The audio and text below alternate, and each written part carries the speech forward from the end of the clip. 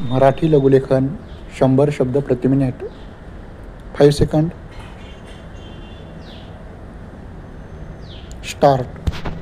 गिरणी कामगारांचा संप व त्यामुळे निर्माण झालेल्या समस्या हाताळताना मुंबई शहरातील काही गिरण्या ताब्यात घेण्याबाबत केंद्र शासनाचे मन वळविण्याचे श्रेय राज्य शासनाला रास्तपणे घेता येईल.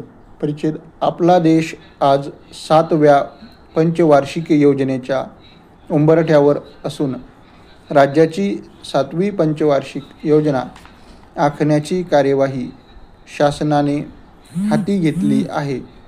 1984-85 हे 6व्या पंचवार्षिक योजनेचे शेवटचे वर्ष आहे.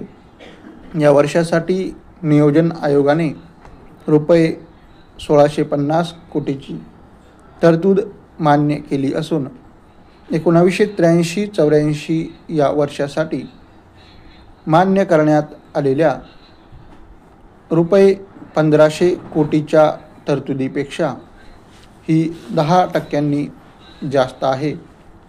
निरनिराळ्या क्षेत्राच्या तरतुदी निश्चित करताना गुंतवणूक आणि कल्याणकारी कार्यक्रम यांच्यामध्ये उचित समतोल राखला जाईल याबाबत काळजी घेण्यात आली आहे.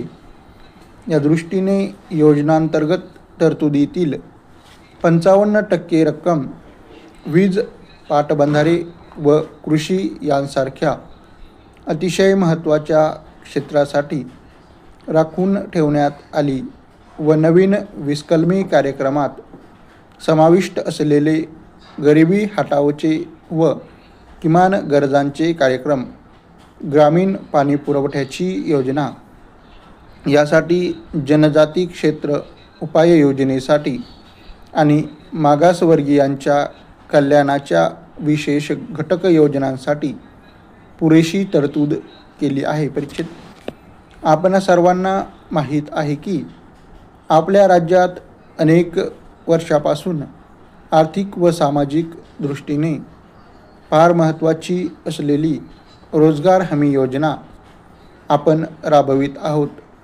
मला आपणास सांगण्यास अभिमान वाटतो की आपल्या योजनेच्या धर्तीवर केंद्र शासनाने देखील देशभर ग्रामीण भूमिहीनांसाठी रोजगार हमी योजना अंगीकारली आहे. या राष्ट्रीय कार्यक्रमाचा फायदा आपल्यालाही मिळेल.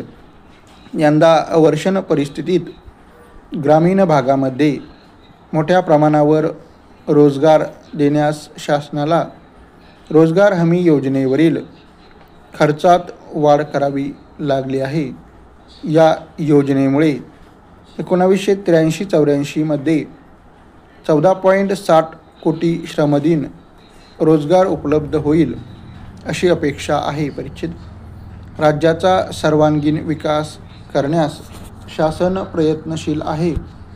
राज्याच्या विविध भागांच्या विकासामधील तफावतीबाबत जनतेच्या भावना व या संदर्भात करण्यात आलेल्या मागण्या विचारात घेऊन या समस्यांचा सखोल अभ्यास करण्याचे शासनाने ठरविले आहे. तदनुसार डॉक्टर V.M. दांडेकर यांच्या अध्यक्षतेखाली तज्ज्ञांची एक सत्यशोधक समिती नेमण्यात आली आहे. तसेच या सत्यशोधक समितीच्या अहवालाच्या आधारे कार्यक्रम सुचविण्यासाठी विदर्भ, मराठवाडा, कोकण व उर्वरित महाराष्ट्र यांसाठी प्रत्येकी एक याप्रमाणे 4 स्वतंत्र प्रादेशिक समित्यासुद्धा स्थापन करण्यात आल्या आहेत.